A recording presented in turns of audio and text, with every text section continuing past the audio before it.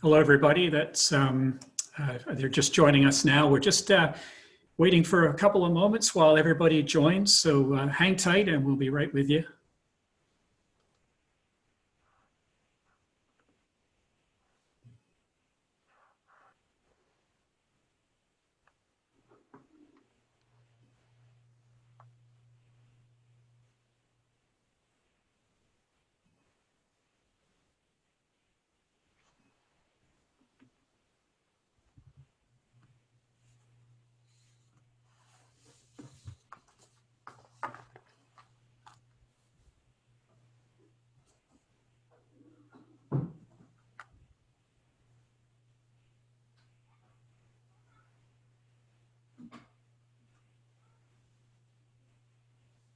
Hi, everybody. I know some of you have just joined us. We're just going to wait for a few moments while people enter the room, so to speak, and grab their chairs. And so we'll be starting shortly.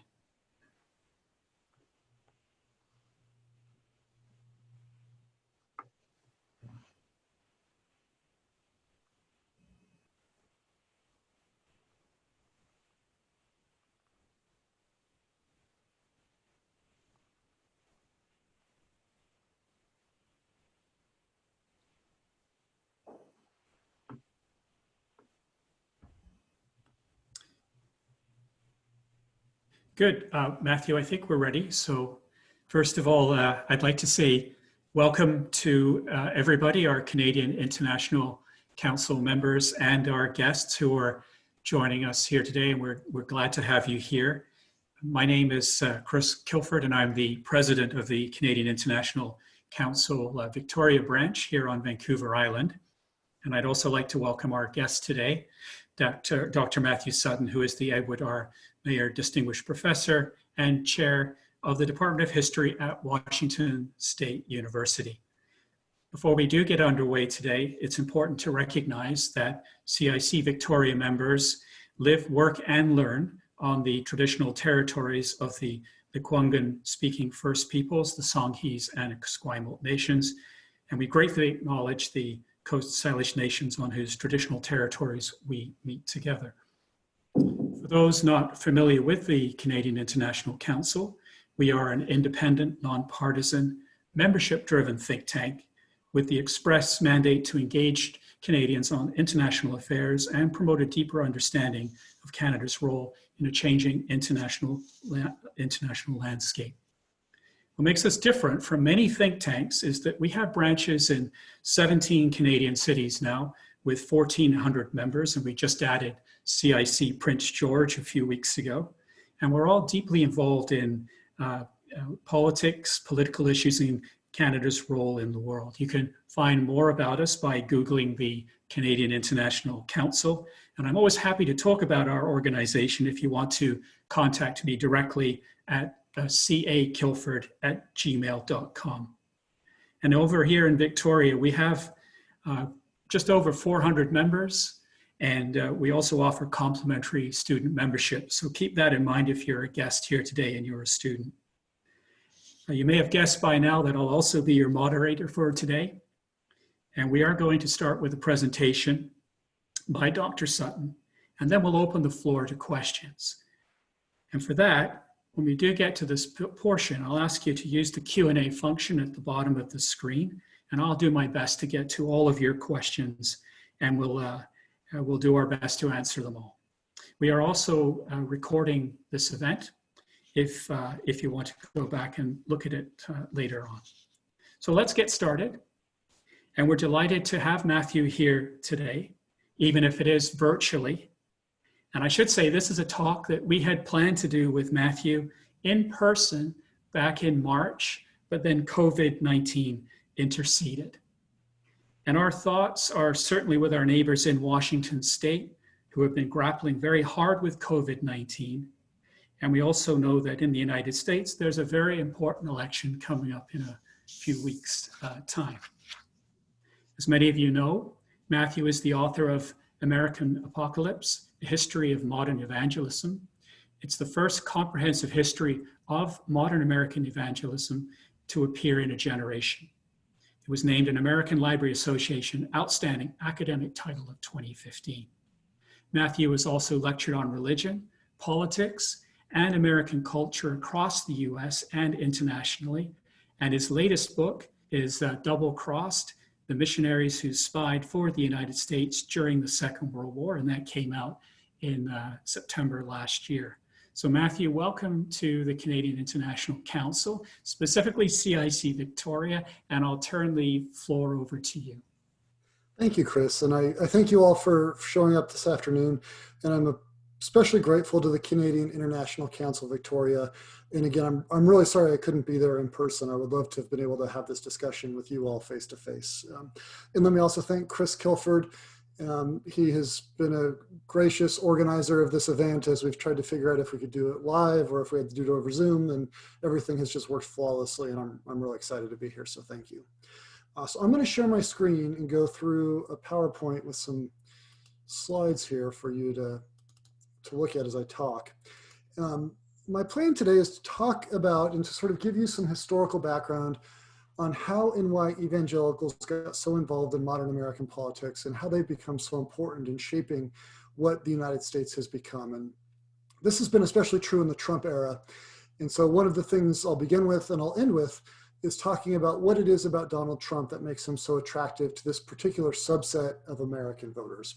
And I hope by the end of this talk, you'll have a better understanding that they didn't just come out of nowhere. I mean, I think one of the things that surprised a lot of people in 2016 was how faithfully evangelicals supported Donald Trump. And in fact, if we look at the deeper history and kind of the issues and the concerns of this particular community, it'll be clear that there's a reason for their support of Donald Trump, that they have good, legitimate, rational convictions and beliefs that have shaped how they vote and why they vote, which doesn't mean it didn't create some tensions and some issues. We'll talk about those too.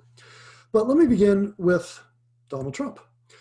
So in 2018, July of 2018, so 2 summers ago, the president welcomed to the White House about 100 of the nation's religious leaders, and these were almost entirely evangelicals. Included among the audience here was James Dobson. James Dobson was a family psychologist who helped launch the religious right in the late 1970s and 1980s, and he's the one who deserves the most credit for making the phrase family values ubiquitous in American politics. That was sort of his agenda, his big push. Also there was Ralph Reed. Ralph Reed had helped Pat Robertson in his 1988 presidential campaign, and then went on to form the Christian Coalition, which was probably the most important evangelical religious group in the 1990s. That really was in many ways responsible for helping elevate the candidacy of George W. Bush to the presidency. Also in this meeting in 2018 with President Trump was Robert Jeffress. He is the pastor of the First Baptist Church in Dallas, one of the largest congregations in the country. And Southern Baptists are the largest white denomination in the United States. So Trump was clearly trying to make sure he had Southern Baptists on board with him. Also there were the sons of 2 important founders of the religious right. Jerry Falwell Jr., who has recently stepped out of the limelight over some personal scandals. But of course, he is the son of Jerry Falwell, who helped launch the Moral Majority and was instrumental in helping Ronald Reagan win the presidency in 1980. And also there was Franklin Graham, the son of Billy Graham, who passed away a few years ago. Billy, not Franklin. Franklin also has been even more politically active than his father, or at least more explicit, less subtle about his political activism. So the question is, why are all these people at the White House, right? What is it about Donald Trump that makes him attract this who's who of religious political leaders, or these white evangelical leaders? Well, there are a number of reasons, and President Trump explained it himself at this dinner.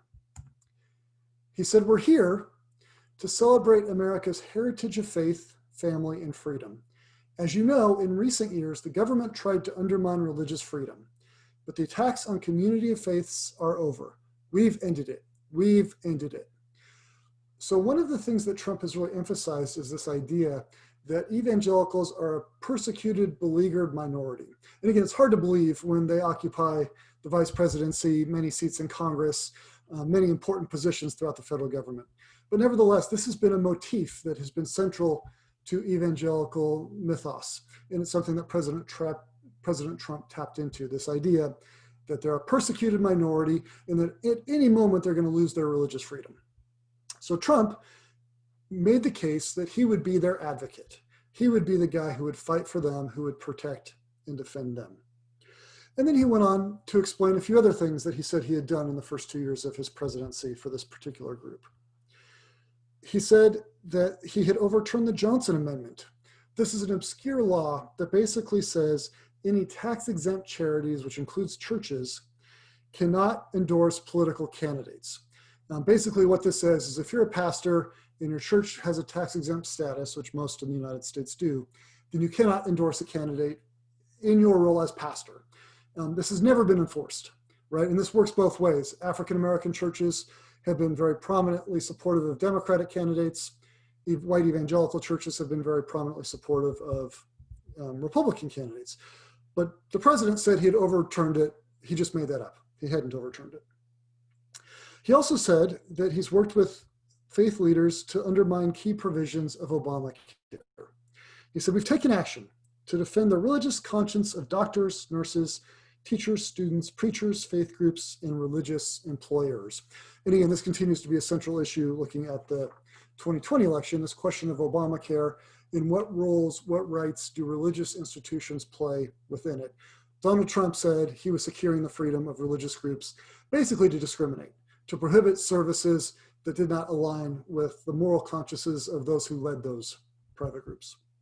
The president also said we fought abortion. He said we've proposed regulations to prevent taxpayer funds from subsidizing abortion.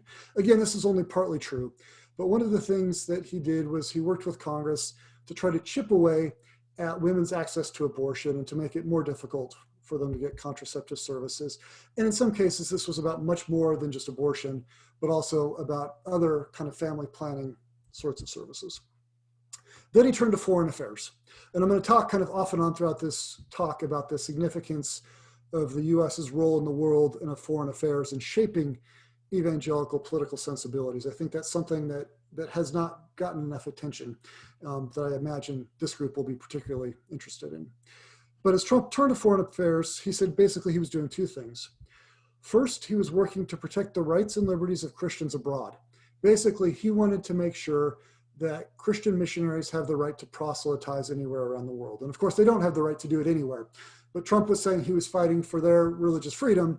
And what he means by religious freedom is the right to go out there and try to make converts. And then the second thing is he reminded his audience that he had moved the US Embassy from Tel Aviv to Jerusalem. And this, of course, is a huge issue for evangelicals, and I'll talk a little bit about why. But this is something that was also central to what Trump was trying to do in appealing to evangelicals. And we all know much of why he moved the embassy was particularly for this group, to make sure that he would get the support of evangelicals, especially moving towards 2020 and the current re-election campaign. So in some ways, the election of Donald Trump in 2016 represented the high point of white evangelical political activism. Evangelicals had been active for many, many years, really from their beginnings. There was never a point when they weren't active in politics, but the way in which they expressed their activism and the partisan nature of that activism has changed over time. But we can see here in this chart, 2016, that white evangelicals, about 81% of them voted for Donald Trump. And this number did surprise historians, sociologists, other scholars, because this is even higher than their support for George W. Bush or John McCain. So there's no doubt that evangelicals have been voting Republican for a while. But the question became, why would they support Donald Trump even more than they supported George W. Bush?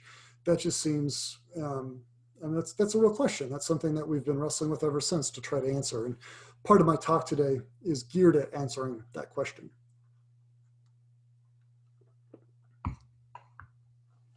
So, give you a little background. Chris mentioned I wrote this book in 2014, American Apocalypse, A History of Modern Evangelicalism. And that was before Donald Trump was on my radar, right? That was in the middle of the Obama administration.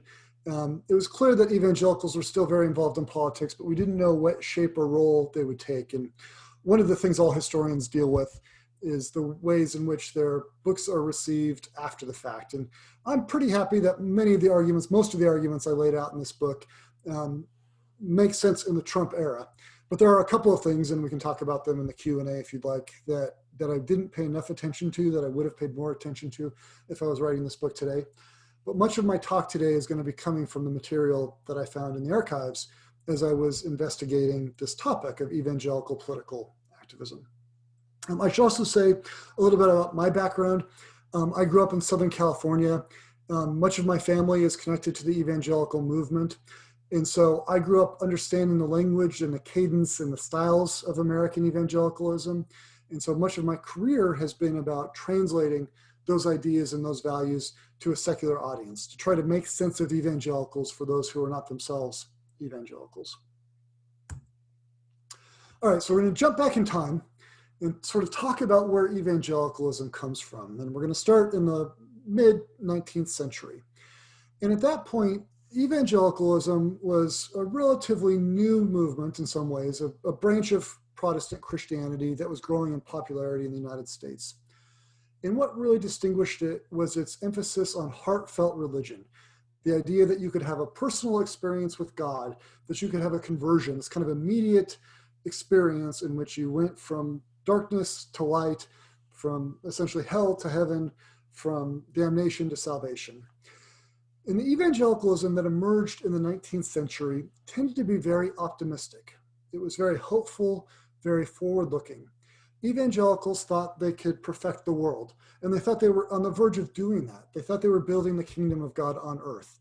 They didn't see themselves as a besieged minority. They wouldn't have needed a president to say he was going to protect them and defend them. They believed that they were the ones who were inevitably going to be running the nation and ultimately running the world, and that they were going to do it within the parameters of God's ideals and God's righteousness.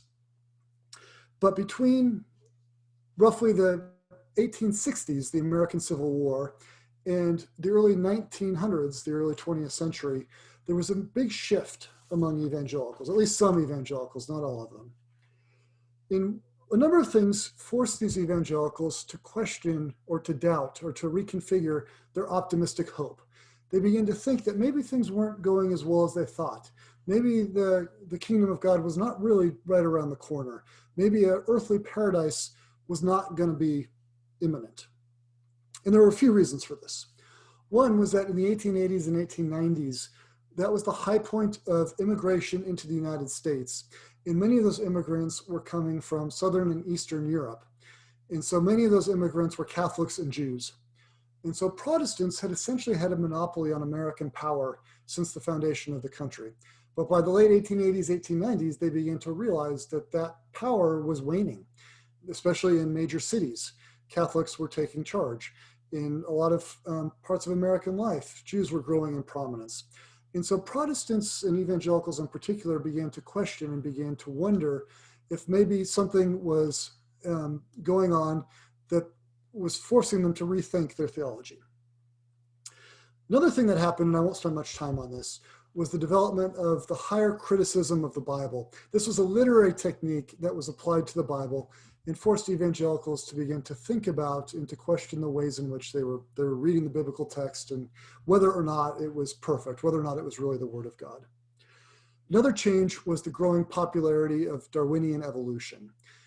Evolution was a problem for these evangelicals, not so much because it seemed to challenge a literal reading of the book of Genesis, but more because they believed that humans were made in the image of God.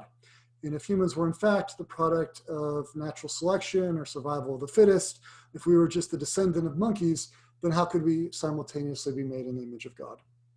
So for all these reasons and many others, a small group of evangelicals in the late 19th century began rethinking their presuppositions. And what they did was they resurrected an old theological system called Pre-Millennialism. Somehow my slide's not changing. There it is. Pre-Millennialism.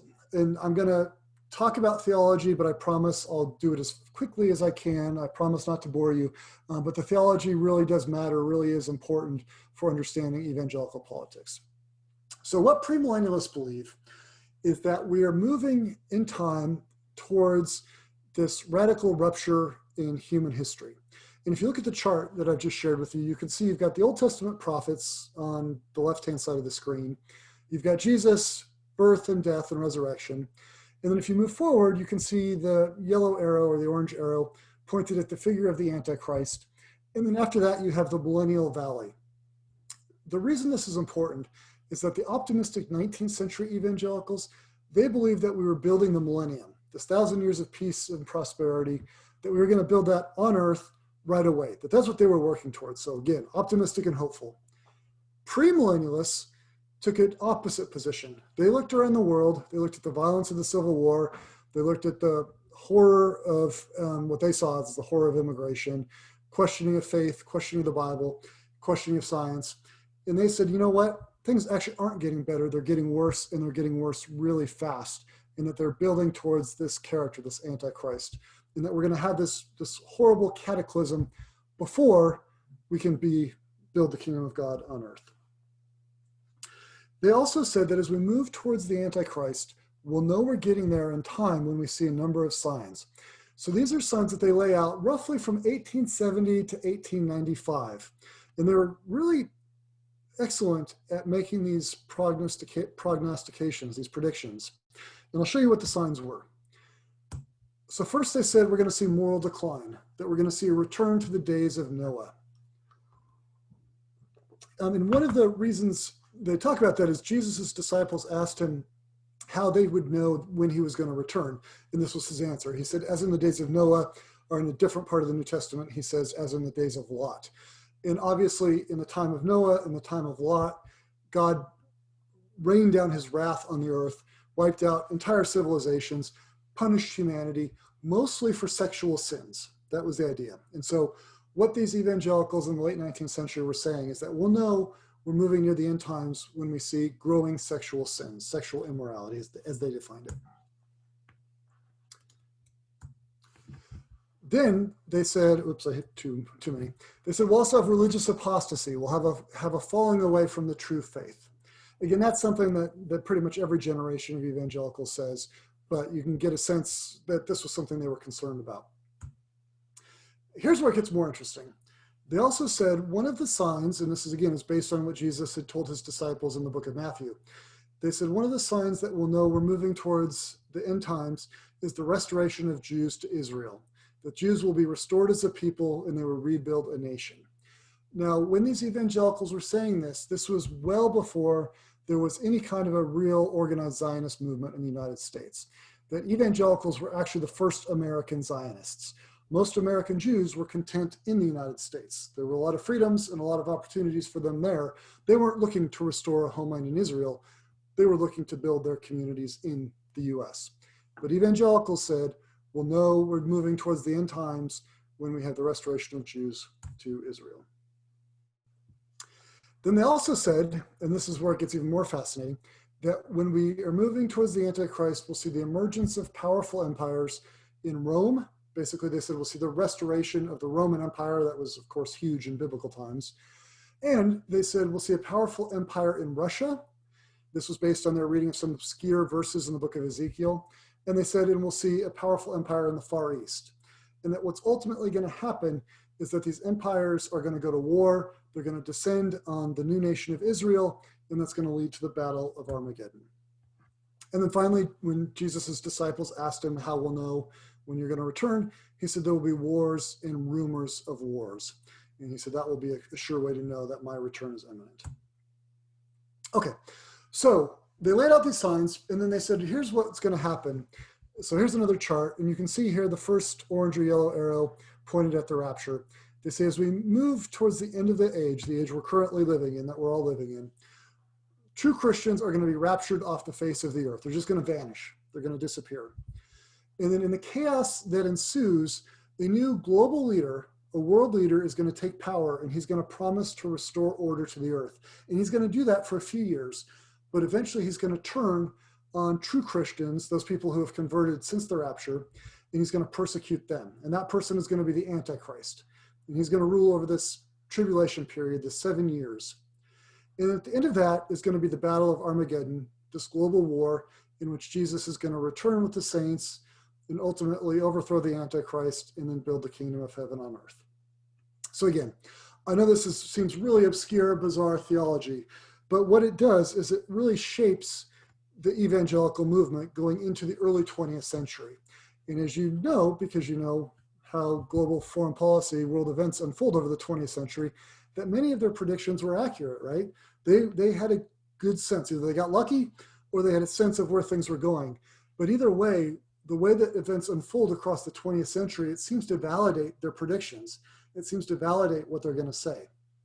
So initially, this was a small movement on the margins of American Protestantism. It wasn't a particular denomination. These were people who went to different churches, but were thinking about biblical prophecy, thinking about the end times. They were Baptists, they were Methodists, they were Presbyterians, they were Congregationalists, there were a few Episcopalians. So they came from many different denominations, but they would meet together for prophecy conferences.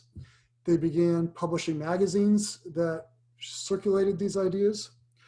Let me grab up on my notes. They began building Bible colleges because they believed if we were near the end times, then we need to get as many people converted as possible. And the way to do that is not to send them to a regular college for a 4-year degree, but to send them to Bible college to train them in evangelism. And they began crafting a series of booklets called The Fundamentals of the Christian Faith. And these were published between 1910 and 1915. And this laid out their beliefs, their ideology, their theological convictions, their theological doctrines. And so the term fundamentalist, when we talk today about fundamentalists, it comes from these books. That's where the term came from. This group of prophecy-oriented evangelicals, these people I've been talking about, they believed that they were returning the church to the fundamentals of the Christian faith. And then they began to call themselves fundamentalists. As they crafted a unified movement, a network, the movement became known as fundamentalism. I should also mention at this point that this was an entirely white movement, that there were some African Americans in the United States who were wrestling with these same theological issues and coming to the same theological conclusions, but race trumped theology in this case. Fundamentalists were entirely white, and they either directly or indirectly supported Jim Crow segregation. They would not work with African Americans, even if African Americans shared the same theological convictions. So the movement is taking shape about the time of World War I. That's when the fundamentals books are being distributed all over the country. They're sent to every Protestant pastor, Sunday school teacher, missionary in the United States. Then World War I happens. And this serves to reinforce for fundamentalists the conviction that they're on the right path, that what they're predicting is right, and that we're nearing the end times. Why? Because World War I is not just rumors of wars, but obviously is a great global cataclysm. Then, when the British march into Jerusalem and take Jerusalem from the Ottoman Empire, that becomes another sign, because shortly, well, right about the same time, they issued the Balfour Declaration declaring Palestine as a possible homeland for Jews. And so for fundamentalists, this is proof that what they had been predicting was coming to pass. And in fact, this is the moment in which fundamentalists begin to align with Jewish Zionists in the United States. They begin to realize that they have a shared mutual interest in the restoration of Jews to Palestine and ultimately to a statehood in Israel. And so from then to this very day, evangelicals are close allies of Jewish Zionists, and it originates right here and is because of these prophecies, because they believed, the evangelicals believed, that Jesus had said this would be a necessary step in moving us towards building the kingdom of God. Things then begin to accelerate in the 1930s. You can see this cartoon from a fundamentalist magazine. You can see world events are moving quickly down the tracks of Scripture, the train tracks, the prophecies of Scripture, towards the judgment of God. And you can see the man here waving the flag. He's providing the Advent testimony. And the idea here is that he's the one saying Jesus is coming soon. You've got to be ready because the judgments of God are coming. And in fact, fundamentalists were diligent students of foreign affairs. They were better than almost any other group of Americans studying what was happening in Europe, in Africa, in Asia. Nothing that was happening caught them unaware, that they were really studying the news, scouring papers and magazines, and also corresponding with missionaries who they had sent all over the world to understand what was happening. So they were watching as Mussolini was taking power in Italy. And they were very concerned about what this meant, because they believed that the restoration of the Roman Empire would be a huge sign that Jesus was coming back. And in fact, two fundamentalist missionaries got a meeting with Mussolini in the 1930s. And they asked him if he was, in fact, the one the Bible predicted for the end times. Mussolini, a Catholic, didn't really know what they meant. He did not read the Bible the same way they were reading the Bible. So they walked him through the same theology that I just walked you through. And at the end of it, basically, Mussolini recognized what they were really asking, which is that they were asking if he was, in fact, the Antichrist. And for Mussolini, this was a good thing, right? This was nothing to worry about. He actually was kind of excited that he may be playing this great role in biblical history. They were also closely watching Hitler and the rise of anti-Semitism. Leading fundamentalist magazines in 1933, as soon as Hitler came to power, began talking about how important he was for biblical history. They didn't support his anti-Semitism, but they believed that God was using it to drive Jews out of Europe and back to Palestine. They thought this was part of the prophetic plan, that in the same way that God sometimes used evil Old Testament rulers to punish Jews or to move Jews or to incite Jews, they thought that in fact this was what was happening in the 1930s. And they were obviously following closely what was happening in the Soviet Union. They had predicted the rise of a great Russian empire in the end times. And with the Bolshevik Revolution, the growth of the Communist International, and then Joseph Stalin, they seemed more than any other group of Americans to understand where events were going. They also began predicting in the early 1930s that there would be an alliance between Germany and Russia based on the way they were reading the Old Testament. And again, for many Americans, that was an outlandish idea, that the socialists and the communists would get together. But in fact, with the PAC in 1939, then in fact, they seem to have had it right. So all signs began pointing towards Armageddon for these fundamentalists. So then this shapes their domestic politics. This shapes their vision of Franklin Delano Roosevelt. Fundamentalists sense something very sinister in Franklin Roosevelt. And again, I think many Americans have such a positive view of Roosevelt, they forget how controversial he was. And I always have to talk to my students about this, that a lot of Americans absolutely loved Roosevelt. They had pictures of him in their houses over their fireplaces, but there were also a lot of Americans who hated him. They just loathed him. They just could not believe that Americans liked Franklin Roosevelt. So he goes into office, takes office in 1933. It's a huge landslide victory over the Republicans in 1932. Democrats have a huge majority in Congress. And so Roosevelt is able to implement a whole lot of pretty substantial changes, policy moves, early on in his presidency. For fundamentalists, this was a problem though. And then things got even worse in 1937 when Roosevelt tries to pack the court. Right? The one check on his power was the US Supreme Court. Roosevelt decides he wants to expand it by 6 judges. And so for fundamentalists, they look at this and say, wait a minute, he's trying to consolidate too much power into his own hands. We cannot trust this guy. They were also very leery of his internationalist sensibilities.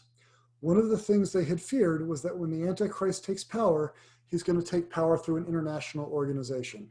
So they had been staunch opponents of the League of Nations. And as Roosevelt began talking about a United Nations, they also became really leery of that. They were concerned about the World Bank. They were concerned about any kind of international organization, because what they believed was that if the US joined these organizations, they would cede power, and ultimately that's how the Antichrist would take power from the US. So for the first time, for fundamentalists, the federal government seemed to be a true threat, and it was embodied by Roosevelt. And then when Roosevelt decides he's going to run for a 3rd term in 1940 and a 4th term in 1944, they look at this guy and they compare him to Franco, to Mussolini, to Stalin, to Hitler, and they say, he's a tyrant, he's a dictator, he's a totalitarian. He has unchecked, unbridled power. He has a Congress that'll do whatever he wants. He's trying to reshape the Supreme Court.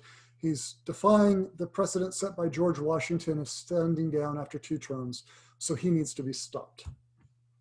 So fundamentalists get even more active and engaged in politics. And you can see this ad from a 1937 Fundamentalist magazine. You can see Uncle Sam is listening to the radio here. What's he listening to? Communism, crude theories, freak economic ideas, radicalism, panaceas, utopian promises, fascism. And obviously Uncle Sam here is standing in for Franklin Roosevelt. The idea is that the American government has gone astray and we need a nationwide revival, or else we're going to succumb to the Antichrist, who's got to be lurking out there somewhere because all of the prophetic signs are being fulfilled. Now, the question that always comes up is, don't evangelicals, don't fundamentalists want to see the end times come to happen? Don't they want to be helping speed it up? Why would you slow it down?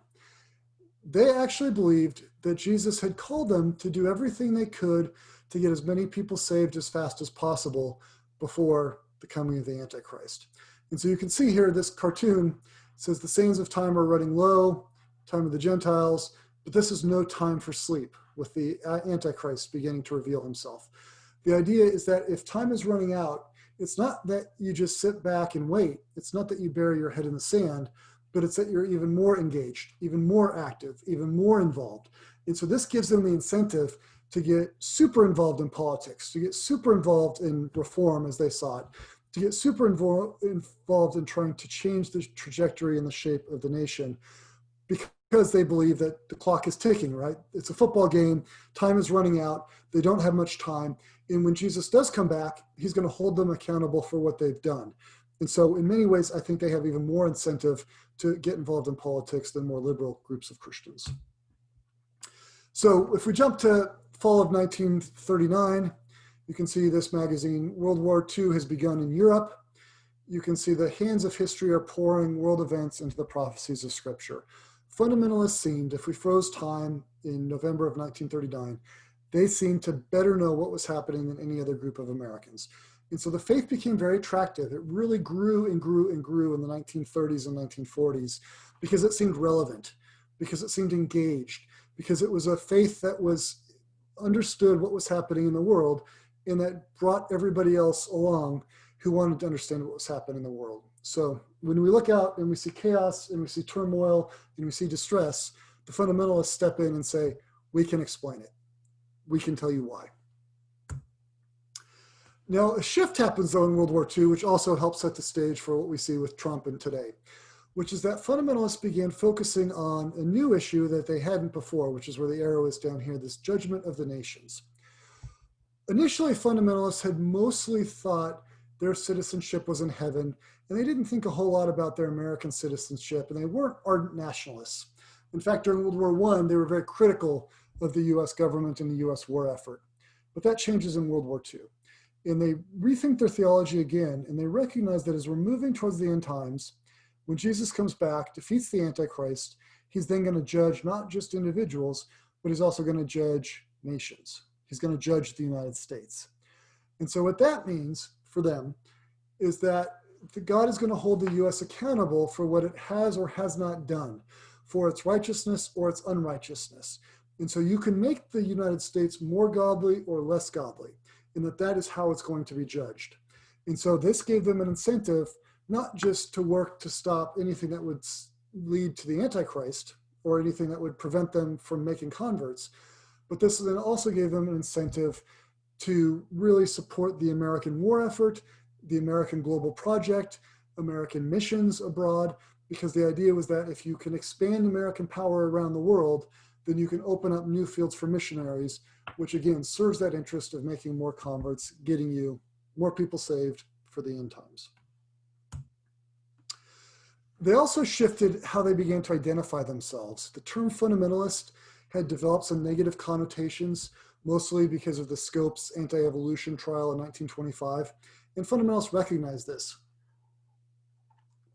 So they resurrected a more historical term, the term evangelical, and they shift in the 1940s and began calling themselves evangelicals, and they formed this organization called the National Association of Evangelicals. And this becomes the first political organization formed by evangelicals, the first lobby. And it was initially formed to help try to place more evangelical chaplains in the military and to advocate for more radio time as the government was getting more involved in controlling the airwaves, regulating the airwaves. We're going to come back and I'm going to talk about the National Association of Evangelicals again in a minute. So the war ends. Obviously, it does not end how fundamentalists expected. There's no Battle of Armageddon. But with the pivot to the Cold War, This once again renews their excitement about Armageddon in their hope that we're moving near the end times. You can see this scripture in 2 Peter, but the day of the Lord will come as a thief in the night, and that's the verse that's used to describe the rapture. The thief in the night, in which the heavens shall pass away with a great noise, and the elements shall melt with fervent heat, the earth also and the works that are therein shall be burned up. So fundamentalists had been reading this scripture, but didn't really understand it. But now they believed atomic weapons and later nuclear weapons gave them the tool that could fulfill this prophecy, that could make this happen, that could melt the earth. Great noise, fervent heat.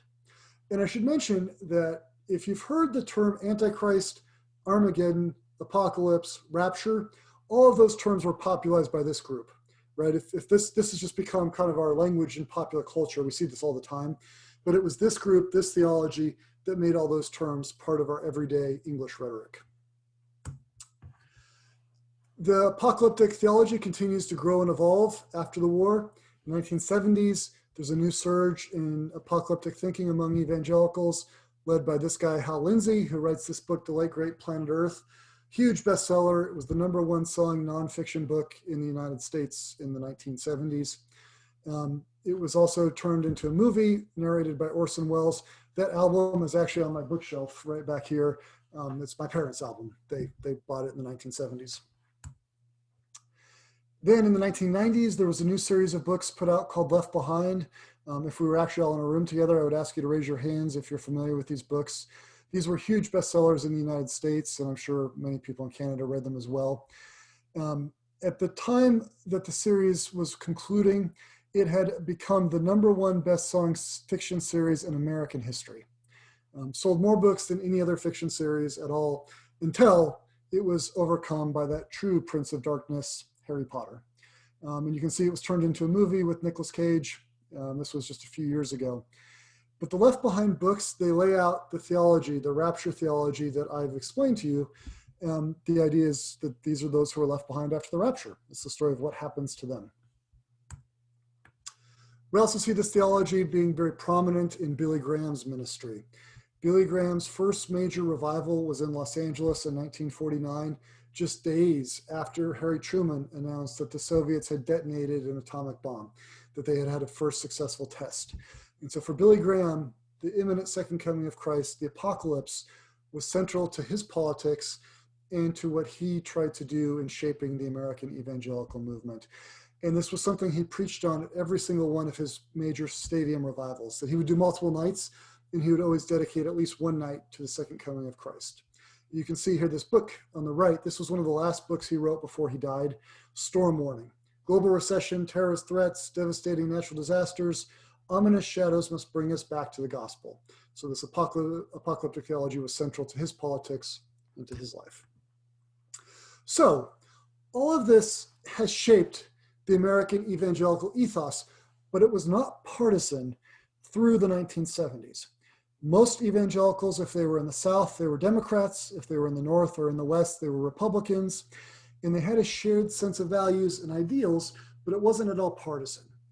But in the late 70s, some very savvy Republican operatives, the folks responsible for building the new right, they recognized that evangelicals could be organized and that it was possible to get evangelicals on board with what they were trying to do in the Republican Party, pushing it to the right, and that there were certain issues that they could use to help attract those evangelicals. And so Jerry Falwell, minister of a large church in Virginia, joined with them to craft or to form the Moral Majority, which became the foundation for what we think of as the religious right. So again, evangelicals had always been political, but they just hadn't been partisan until the shift that begins in 1979 and then continues throughout the 1980s and 1990s. Here's Jerry Falwell with Ronald Reagan. If you know Reagan well, there were a couple of times in his diaries where he talks about the apocalypse, where he talks about the fact that we might be on the verge of Armageddon. There's one famous phone call that was reported by Wolf Blitzer, who's the CNN newsman today, but back then was working for the Jerusalem Post, where he talks about Ronald Reagan quizzing an Israeli ambassador about Armageddon and about biblical prophecy and about the state of Israel and whether Israel was helping to fulfill biblical prophecy. So it's not clear how much of it Reagan actually believed, but he at least understood it and had ingested these evangelical ideas. And here he is giving the keynote address at the 41st meeting of the National Association of Evangelicals. That was that group I talked about a few minutes ago that formed in 1942, the first evangelical political lobby. And of course, this speech is one of the most famous of Reagan's presidencies. This is where he identifies the Soviet Union as the evil empire. So in calling the Soviet Union the evil empire, he had no more receptive possible audience than American evangelicals. Now this has stayed with us. We've seen kind of resurgence of prophetic policy thinking among evangelicals in the Bush years, in the Clinton years, in the Obama years. This is a survey that was done in 2010, asking all US Christians, so not just evangelicals, but all US Christians, if they believe that Jesus will return to earth in the next 40 years. And you can see 27% in 2010 said they believed Jesus would return in the next 40 years, and 20% said probably. So almost half of all American Christians believe Jesus is going to return within 40 years. That's a huge, astounding number. And it gives you a sense of the influence of these evangelicals and how they have become the dominant force in what was a very diverse American Protestant Christianity. And they continue to search for the Antichrist, signs of the Antichrist. And you can see for some of them, it's Barack Obama. You can see the poster here. For others, it's Donald Trump. Not very many, though. Most of them love Donald Trump. But that then brings us forward to what's happening now. Why do evangelicals love Donald Trump? How is it that he is fulfilling their prophetic expectations? And hopefully you saw hints of this in the talk today. But he promises to keep America Christian, right? And if you're worried that God is going to judge your nation and that judgment is coming soon, you want as Christian a nation as possible. And this also means you want to keep out non-Christian immigrants. You want to keep out those Muslims, especially. And so that becomes key to Trump's immigration policy, and it resonates with evangelicals. Oh, there it is. Keep the other immigrant groups out. Yeah. This also gets to his idea of like saying Merry Christmas, you know, this supposed war on Christmas, and this idea that we don't say happy holidays. We shouldn't say happy holidays because we're a Christian nation. Trump plays that up over and over and over again. And this is music to the ears of evangelicals. He also supports social conservatism, especially as we see right now playing out with this newest nomination to the United States Supreme Court, Amy Coney Barrett. Trump pledges to support traditional family values. Now, we all know he does not live those in his own life, that having him as the poster child for family values is ridiculous. But in terms of his policy decisions, he has tried to limit transgender rights. He has tried to, in some ways, limit gay rights, especially in the military. And he certainly tried to fight abortion. All of these things for evangelicals are proof that we are avoiding the judgment of God, that we are keeping the United States from returning to the days of Noah or the days of Lot, the days of Sodom and Gomorrah. That God is going to come back, God is going to punish nations that are immoral, but Trump is helping protect this nation from those kinds of things, according to them. He promises America first, right, in terms of foreign policy. Doesn't like NATO, doesn't like the United Nations, doesn't like the World Health Organization, doesn't like the EU.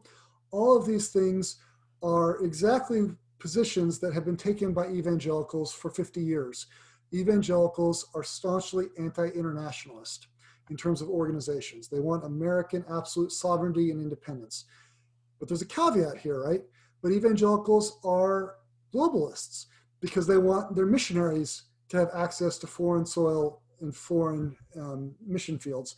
So they want the US acting out of strength. They want a powerful, strong military. They want US bases all over the world, but they don't want the US engaged with any international organizations. Trump also promises to drain the swamp. Let me grab my notes here. This also works for evangelicals because the idea is that he's going to take out any people who are supposedly against their interests, who don't like what they stand for.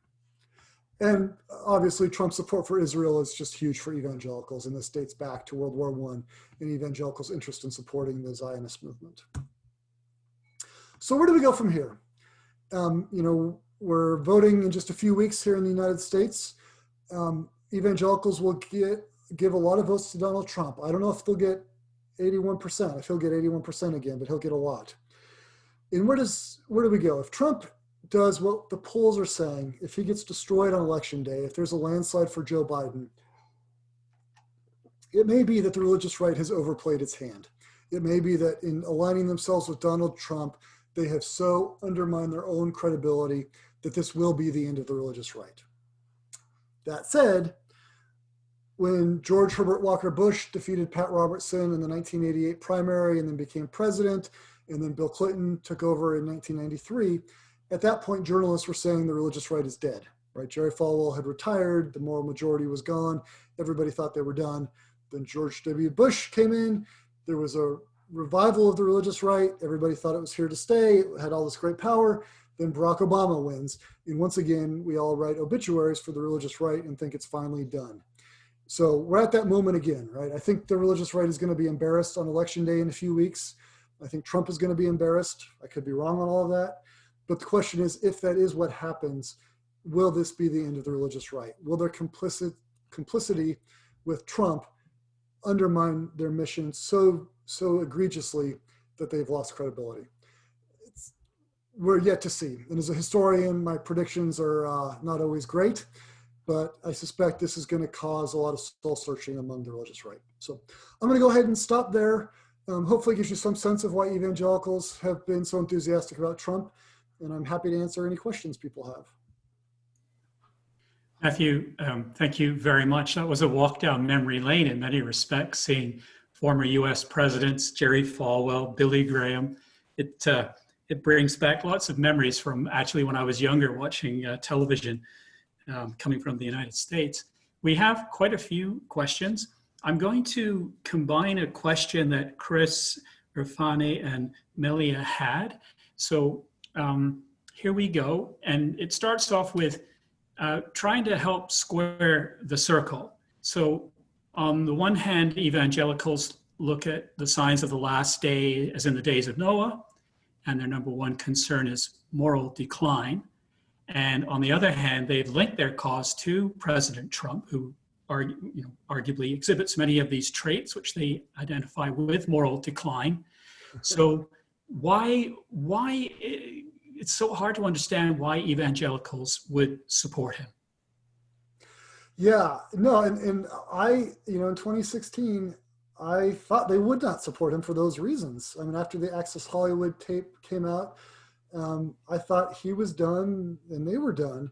And I think it gives you a sense, and this is more where the sociologists are better than the historians at understanding this, but like the mental incongruities that people are okay living with, the inconsistencies. I think early on, they tried to justify his actions, and they would say, like, he's a baby Christian and he's converted, and that was the past. And now, right, like evangelicals love these redemption stories. They love people converting and, turning from their wicked ways. And I think early on, they thought they could at least spin Trump that way. Obviously, that doesn't work anymore. We all know Trump has not changed a bit. And so I think the shift has now been, the way that they rationalize it, is they go back to the Old Testament and say, sometimes God used immoral, corrupt leaders for good purposes. And so that becomes their rationale, is that Trump is unwittingly fulfilling biblical prophecy and supporting them. But my parents, who are evangelicals, who voted Republican their whole life, did not vote for Trump. I mean, they saw through this in 2016, and I thought more evangelicals would. But yeah, no, they've kind of made peace with it. But it is a major inconsistency. Yeah, definitely. Now, Astor is asking, how does the American evangelical movement, how does it actually interact with these right-wing groups that we see in the United States, the white nationalist groups, the conspiracy theorists? What is that relationship like? Yeah, so on the racist groups, they're very separate from like the white nationalists. There's very little overlap. Evangelicals were resistant to the civil rights movement in the 1960s because they were resistant to the federal government gaining more power and mandating new laws over private businesses, private spaces. And they had a very similar position to Barry Goldwater, the Republican senator of Arizona, who said, I'm all for civil rights, it needs to come out of individual choice and not out of government mandates. Since then, they've recognized that even that was a mistaken position. And so they've done a lot of work on what they would call racial reconciliation. Most evangelical churches are integrated now. It's not, they would all say racism is immoral and godless. That said, they don't buy into systematic racism. Like the things going on now with Black Lives Matter, they would have problems with. And again, they would say because it's about federal government overreach. QAnon is interesting. The kinds of thinking that shaped evangelicalism is very similar to the kinds of thinking that shapes the QAnon conspiracy. It's where you take all these disparate sources and you put them together, and it's like taking all these puzzle pieces. And once you assemble them, then you sort of see this new picture that nobody else can see if they haven't assembled the puzzle pieces. And so there is a lot of crossover between the two, but then there's also a lot of differences. So it's like, I think of it as concentric circles. Like the evangelicals are here, QAnon people are here, but they have similar modes of thinking. So there's some overlap, but there's still kind of different movements doing different things. So another question, boy, their questions are coming in, which is great. So we talked about the percentages of evangelicals, but I don't know if we got down to, when people go to the ballot box in a few weeks' time, out of the entire U.S. population, how many would be considered evangelical? What percentage? Can we even put a number to that? Yeah, it's declining a little bit, but it's about 20 to 22% of all Americans affiliate with evangelicalism. And so I think the U.S. still counts about 70% Christian, if you include Catholics, African-American congregations, Latinos who are both evangelicals and predominantly Catholic. But the white evangelical vote is about 20% of the electorate, but it's shrinking. They're having a hard time maintaining younger evangelicals. So every time there's a big study, the number declines just a little bit. Right. And part of these over issues like gay rights and the environment. Younger evangelicals are just not as obsessed with gay rights as their parents and grandparents. And they all take, not they all, most of them take environmental issues more seriously than their parents and grandparents. Kind of ties into the next question I have from David. And things are changing. As you just mentioned, younger people have different views, and as they do across the board, not just with the evangelical movement, but how does the movement see, for example, its religious rights, its freedoms being infringed? Is there anything in particular that they would point to and say, we're not allowed to go about our business as we have in the past? Yeah, so this is another one of those things where it's like, how do they support Donald Trump and also claim to support conservative values, social values?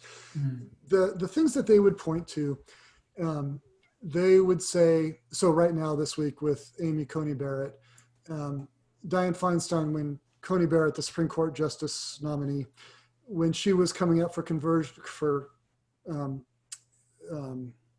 being placed on the circuit court, California Senator Dianne Feinstein said, dogma lives loudly in you. And evangelicals and some conservative Catholics thought this was a form of religious discrimination, that someone couldn't be really religious and also serve on the court. And so they'll use that example. And again, I don't think it's accurate. They would certainly, if it was a Muslim, they would want to question the faith of the Muslim inside and out before they would put a Muslim on the U.S. Supreme Court. So it's really not about religious freedom.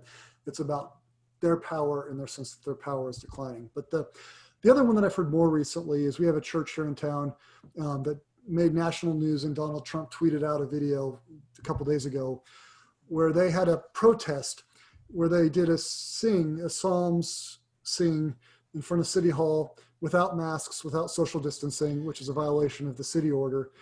And they did it on purpose to be provocative, to get some people arrested, and then to say they're being persecuted. And the way they say they're being persecuted is that if we had a Black Lives Matter march in town, the police would not come and arrest them. But if these Christians are going to be out, they are getting arrested. And so they kind of create these false equivalencies, saying the liberals get to do these things, but Christians don't, and they claim that's discrimination. But again, it's again kind of ridiculous to have the vice president of the United States being an evangelical, and then to have them say they're a persecuted minority without any power. It just doesn't fit. So I've got a really interesting question here from William. and he's a scholar interested in contemporary Mormonism. And if I look at the question, it seems to be rooted in is there a tie-in between evangelicals and Mormonism? Is there the same level of support given by Mormons to Donald Trump? Is there a relationship there? Yeah, I can't remember the exact percentage, but yeah, huge numbers of Mormons also supported Donald Trump. Less than evangelicals, if I'm remembering correctly, but still a major majority. But their representatives in Congress have been a little more critical of Trump. They've been more willing to defy Trump, at least on something. So first Jeff Flake and then Mitt Romney.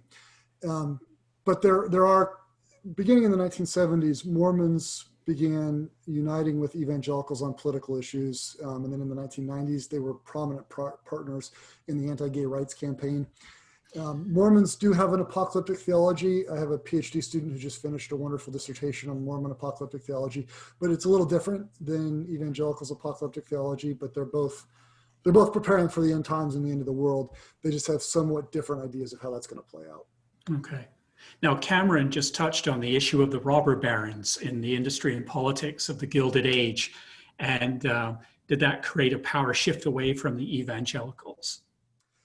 Yeah. And one of the interesting things is that evangelicals have always had big money funding them, but so have liberal Christians. And so if we think of the oil wars in the United States in the 20th century, John D. Rockefeller, the most prominent oil man, he gave tons of money to liberal Protestant causes.